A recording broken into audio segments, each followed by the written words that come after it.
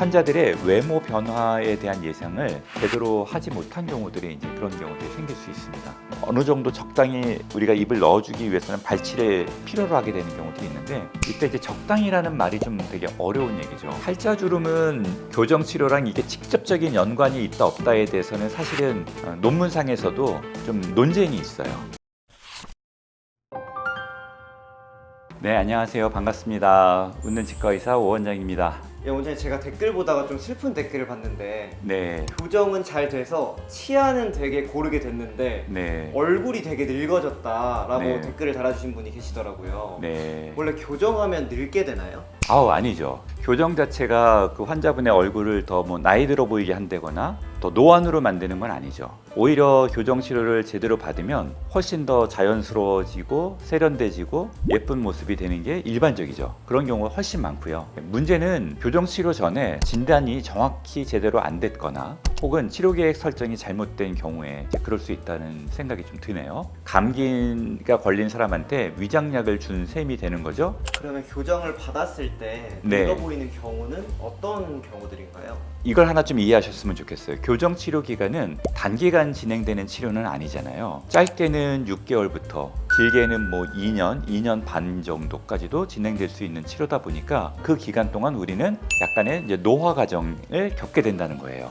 그래서 일단 요거는 좀 알고 계시면 좋겠고요. 두 번째는 교정 치료를 하는 기간 동안에는 아무래도 식사를 하는 양이 좀 줄어들게 되는 경우들이 많습니다. 아무래도 교정 장치가 입안에 있다 그러면 먹을 때 좀 불편하기도 하고요. 또 먹고 나서 바로바로 양치하는 게 귀찮으니까 군것질이나 간식 같은 것도 좀 덜 하게 되는 경향이 있다 보니까 교정 전에 섭취하던 칼로리보다 좀 적게 섭취할 경우들이 있죠. 그러다 보니까 살이 빠지면서 우리가 흔히 얘기하는 얼굴에 볼살 같은 것들이 좀 빠지면서 나이 들어 보이는 그런 모습들을 호소하는 경우들이 가끔씩 있을 수 있습니다. 정상적으로 교정 치료를 잘 받는다고 하면 대표적으로 성공적인 교정 사례로 들 수 있는 게 우리 김연아 선수처럼 확실히 이뻐지게 되는 경우들이 대부분입니다. 드물게 발치 교정을 진행했는데 과도하게 입을 넣다가 이게 너무 많이 들어가서 합주기가 되거나 혹은 옥리가 되면서 오히려 입이 좀 들어가 보이면 이때 조금 더 이제 나이가 들어 보이고 얼굴에 좀 주름이 생기는 그런 호소를 하시는 경우가 생길 수 있습니다. 다만 이제 이런 부작용들은 대부분 교정 치료하기 전에 충분히 우리가 이제 상담을 하고 또 검사 과정을 통해서 대부분 다 예방할 수 있습니다. 그래서 오늘은 이런 이야기를 통해서 어떤 분들이 교정 치료할 때 오히려 얼굴 모습이 더 안 좋게 변할 수 있을지 이런 것들을 한번 좀 살펴볼 수 있으면 좋겠고요. 또 이런 것들을 어떻게 우리가 예방할 수 있는지, 또 이미 그렇게 됐다 그러면 이걸 어떻게 해결할 수 있는지에 대해서 제가 자세히 알려드리도록 하겠습니다. 교정을 하는 이유는 크게 세 가지가 있습니다. 첫 번째는 심미적인 목적이죠. 이뻐지려고 하는 거예요. 사실 대부분의 교정하시는 분들이 이런 목적을 가지고 있죠. 두 번째는 치아 건강을 위해서 하는 겁니다. 교정 치료를 해서 삐뚤빼뚤한 치아 배열들이 바르게 펴지면 구강위생 관리하고 양치하는 데 도움이 되니까 충치나 잇몸 질환을 예방하는 데 아주 도움이 많이 됩니다. 세 번째는 제일 중요한 이제 기능적인 부분입니다. 그러니까 잘 음식물을 먹고 씹을 수 있는 기능을 만들어 주는 거죠. 어금니와 앞니들의 균형 있는 이런 기능의 개선을 하는 게 우리 교정 치료의 이제 세 가지 목적이라고 말씀드릴 수 있습니다. 그럼 심리적인 목적으로 진행하는 환자분들은 교정하고 나면 언제부터 좀 얼굴이 달라지냐, 예뻐지냐 이런 질문을 많이 하실 것 같은데요. 이게 이제 좀 사례마다 좀 다른데요. 대개는 이런 변화를 느끼는 거는 한 3-4개월 정도만 돼도 어느 정도 변화를 느끼게 됩니다. 우선 치아가 고르지 못한 분들은 3-4개월 정도가 지나면 어느 정도 치아들이 배열되어 나가는 걸 느낄 수 있거든요. 회전되어 있던 치아나 튀어나와 있던 치아들이 이제 좀 고르게 변하면서 이제부터 내가 좀 변화를 느끼게 되죠. 근데 이제 얼굴의 변화, 특히 입의 변화, 입술 주변의 변화를 느끼는 데는 더 시간이 좀 더 길게 걸려서요. 최소한 6개월에서 한 10개월 정도가 지나고 나야지 조금씩 변화가 느껴지게 됩니다. 이때의 변화는 한 번에 확 나타나는 게 아니라 조금씩 천천히 나타나게 되죠.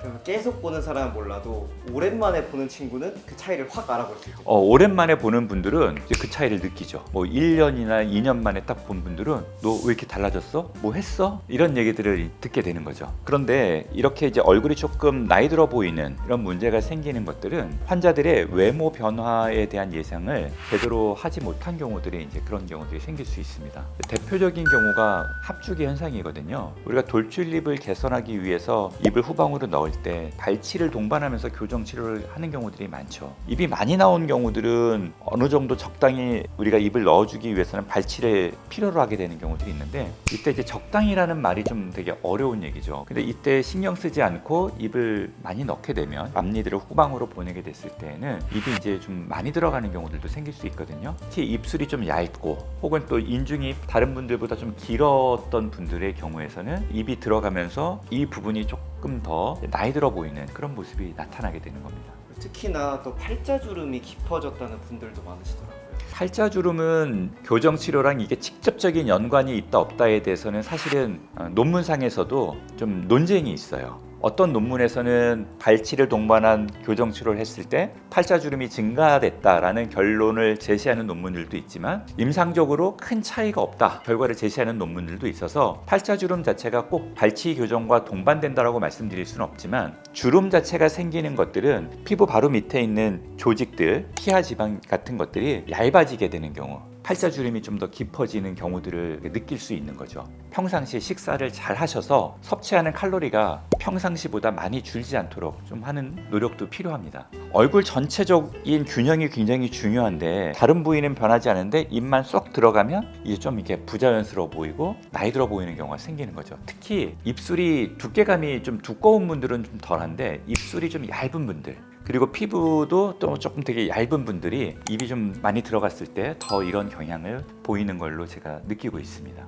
교정하면 턱이 길어진다, 얼굴이 길어진다 이런 말들도 많더라고요. 네, 실제로 얼굴이 길어지는 거는 아니라고 저는 생각합니다. 왜냐하면 얼굴 길이는 이미 여기서부터 여기까지가 결정이 돼 있는 거거든요. 근데 이제 단 한 가지 경우에 어금니들이 정출되는 치료가 있어요. 뺐다 꼈다 하는 고무줄을 걸면서 어금니들이 정출이 되면 아래턱이 조금 이렇게 후하방 회전하면서 살짝 길어지는 그런 경향을 보일 수는 있는데, 이런 경우는 그렇게 많지는 않습니다. 근데 얼굴이 길어진다고 느끼는 경우는 어떤 경우냐면, 주로 얼굴 살들, 볼살이 빠지면서 그렇게 느끼는 분들이 많더라고요. 그래서 제가 이제 말씀드리는 것처럼 특히 이런 분들이 골격적으로 실제 얼굴이 길어지거나 교정 치료 자체가 팔자주름을 증가시키는데 직접적인 영향을 준다기보다는, 교정 중에는 딱딱한 음식을 못 먹으니까 씹는 근육의 사용량들이 줄겠죠. 그러면서 당연히 이런 데 부분에 근육의 볼륨 같은 것도 줄어들 거고요. 왜냐면 간식 같은 거 잘 안 드시잖아요. 그리고 밥 먹을 때도 양껏 많이 못 먹고 그냥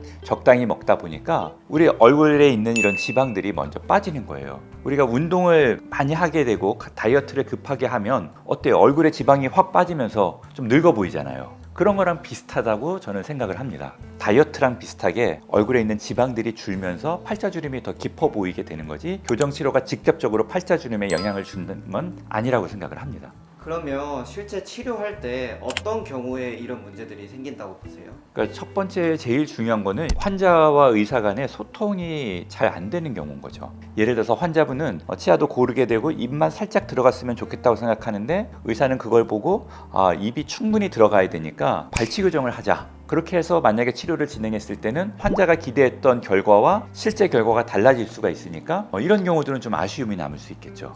그럼 원장님은 환자분들하고 소통하실 때 네, 어떻게 그걸 잘 맞추세요? 저는 이게 되게 중요한데, 환자분들하고 비슷한 사례들을 많이 보여드려요. 이게 이제 시뮬레이션 해주는 프로그램들도 있는데요. 아무래도 그게 시뮬레이션이기 때문에 정확한 결과치를 보장해 주는 건 아니거든요. 또 환자분들은 그걸 봐도 잘 모르겠다라고 느끼시는 분들도 많아요. 얼굴 모습이나 입술 형태랑 제일 비슷해 보이는 사례들을 가지고, 이런 사례를 발치 교정을 통해서 이렇게 개선했는데 이 경우가 어떠신가요? 라고 물어보면서 계속 환자분들과 소통을 하는 거죠. 그러면 일일이 비슷한 사진도 찾아야 되고 시간은 더 많이 걸릴 수 있긴 하겠네요. 네, 당연히 그렇기 때문에 이 상담 시간에 공을 들여야 되는 거예요. 그리고 또 그렇게 많은 사례들이 없으면 환자분들에게 제안을 해드리기가 좀 어려울 거 아니에요. 이분과 비슷한 사례들을 내가 치료해 봤어야 되는 거니까. 그래서 이제 그런 것들이 경험이 많은 의사 선생님들이 아무래도 더 좋은 결과를 낼 수 있을 거라고 생각합니다. 그 다음에 또 중요한 과정은 이제 의사 선생님이 충분히 소통을 해서 환자의 니즈를 파악을 했으면 그것들을 바탕으로 이제 정확한 진단을 내리는 거죠.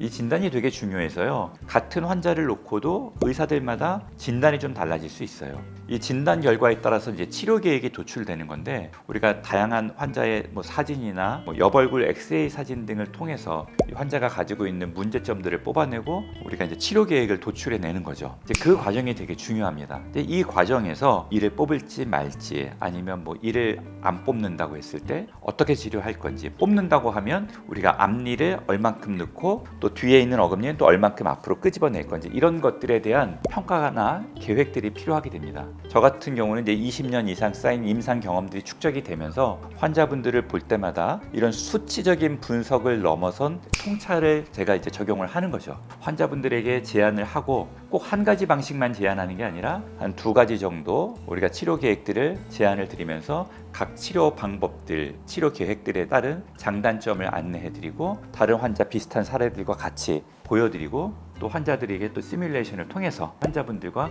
같이 결정을 해 나가죠. 또 이렇게 결정된 치료 계획들을 또 그대로 진행하면서 또 중간중간에 평가하는 게 또 굉장히 중요합니다. 그래서 6개월, 1년 정도 지났을 때 또 한번 평가를 해서 우리가 계획했던 대로 치료가 진행되고 있는지, 환자분이 만족하고 있는지, 또 의사가 봤을 때 더 이런 방식의 치료가 더 필요하다고 했을 때는 치료 계획이나 방식들을 수정하는 과정들도 제안할 수 있겠죠. 이런 동적인 치료 진행 과정들이 너무너무 중요한 영향을 미친다고 생각을 합니다. 역시 경험이 진짜 중요한 것 같은데 또 다른 이유도 있을까요? 교정 치료를 진행할 때 이제 환자의 치아만 보는 걸 넘어서서 얼굴 전체까지를 고려해서 이제 우리가 치료 계획을 저는 세워야 된다고 생각을 합니다. 처음에 치과 의사가 되면 환자분들이 이 치아에만 매몰되거든요. 치아가 튀어나왔네, 틀어졌네, 덧니가 있네, 없네, 이런 것들만 생각하는데, 그게 아니라 환자가 말할 때는 어떻게 말하는지, 양쪽에 뭐 입꼬리가 올라가는 게 대칭적인지, 웃을 때 또 입술의 변화나 입을 다물을 때 이 환자의 인상, 또 입술이 잘 다물어지는지, 이런 것 등등을 종합해서 우리가 치료 계획을 잡아야 된다는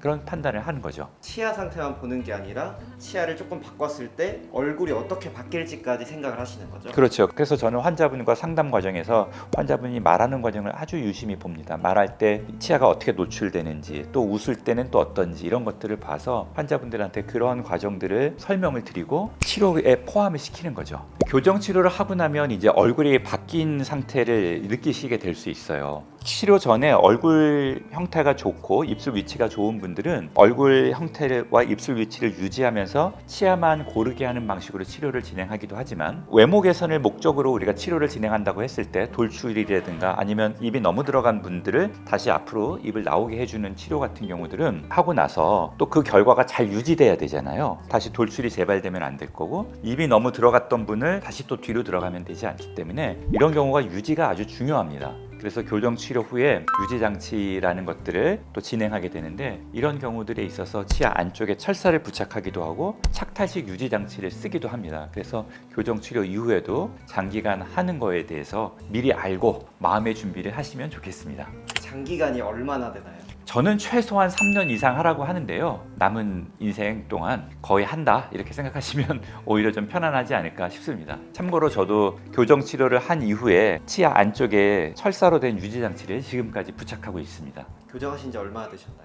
한 20년 정도 됐어요. 레지던트 때 제가 이걸 겪어봤거든요. 그래서 이게 붙어 있으면 치아 배열도 틀어지지 않고 또 외모 변화도 없이 잘 되니까 크게 어렵지 않다고 생각을 합니다. 비용도 들이고 오랜 시간 투자해서 교정치료 받으신 거니까 유지까지 잘 해서 지내시면 참 좋겠습니다. 교정 치료를 잘못해서 이미 늙어 보이게 돼버렸으면 그때는 어떻게 해야 되나요? 교정 치료를 해서 이미 좀 늙어 보인다는 얘기는 대개는 입이 좀 과도하게 들어간 그런 경우들이 많습니다. 그래서 그러면 너무 들어가 있는 치아들을 이제 앞으로 좀 빼줘야 되는 거죠. 이렇게 빼주는 교정 치료를 우리가 역교정이라고 얘기를 합니다. 오히려 너무 많이 들어간 걸 반대로 좀 나오게 해주는 경우죠.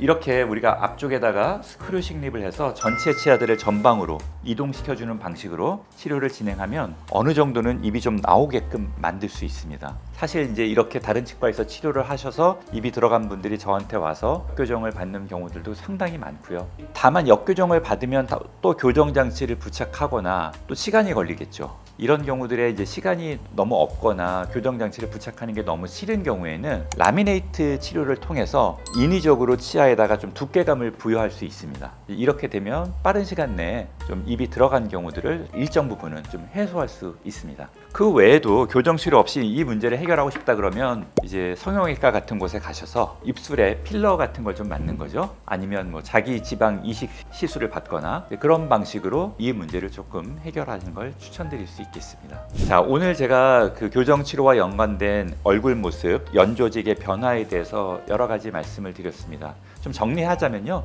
교정 자체가 뭐 얼굴을 더 안 좋게 만들나 그런 건 절대 아니죠. 교정 치료를 통해서 원하지 않는 결과들이 나왔다고 했을 때는 그거는 애초에 진단이나 치료 계획 자체가 잘못된 경우일 수 있다라는 생각이 좀 들게 되고요. 그렇기 때문에 교정 치료 전에 충분히 교정과 의사 선생님과 상담을 받으시고 결정하시면 좋겠다라는 거고요. 최근에는 발치를 하지 않고도 어느 정도는 돌출입을 개선할 수 있는 방식들이 있으니까 이런 것들을 잘 알아보시면 좋겠습니다.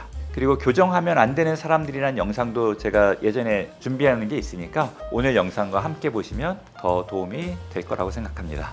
구독과 좋아요도 부탁드리겠습니다. 여러분들의 건강한 미소를 위해 계속 노력하겠습니다. 시청해 주셔서 감사합니다.